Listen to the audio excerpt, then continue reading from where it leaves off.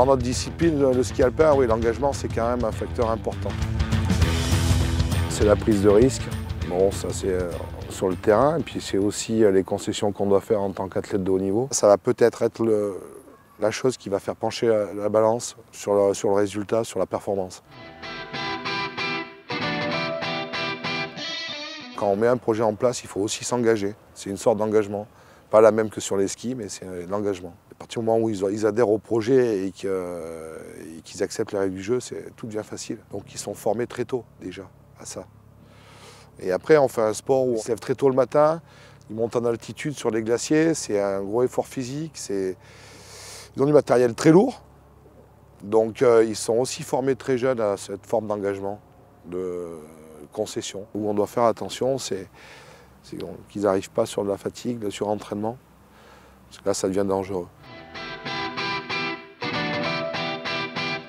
En ski, quand on pousse le portillon, on doit réaliser, selon les disciplines, 60 ou 40 virages, vite. Mais il faut être juste pour être vite. Et donc si on s'engage trop, on fait des erreurs de trajectoire, on fait des fautes, et surtout il y a une perte de lucidité dans l'action.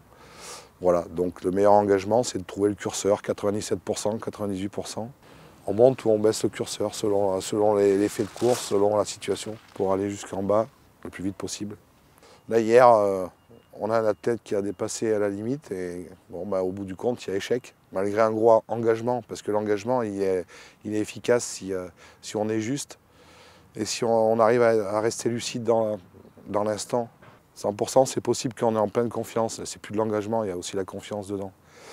C'est quand on maîtrise sa gestuelle, quand on maîtrise sa discipline. Quand on n'est pas bien, on peut skier vite, on peut skier très vite, mais si on n'a pas la réussite, ça ne passe pas.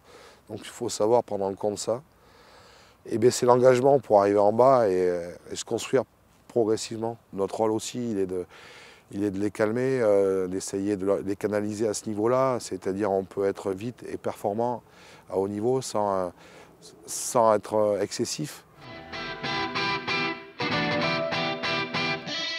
Alors là, c'est un autre problème d'engagement avec le staff, c'est pas le même. Il est risqué, mais pas pareil, pas au niveau de la blessure, il est risqué pour l'environnement du staff familial, parce qu'on est 260 jours dehors, nous, hein, pas 30 quand il y a une Coupe du Monde tous les 4 ans, c'est 260 minimum toutes les années. Pour vous donner un exemple, on est parti 3 semaines aux États-Unis, Canada, on est rentré mardi, mercredi ils étaient à Courchevel pour arroser la piste pour se préparer pour Val d'Isère, mercredi et jeudi. Voilà, donc on s'est posé mardi matin et mercredi matin ils étaient à Courchevel. Voilà, c'est ça que je leur demande.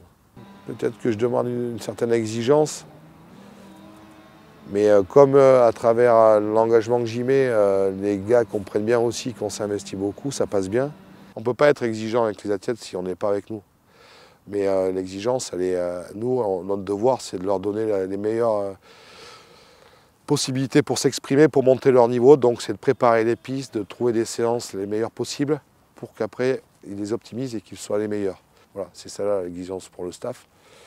C'est celle de tout donner pour que nos athlètes aient les meilleures préparations possibles pour s'entraîner.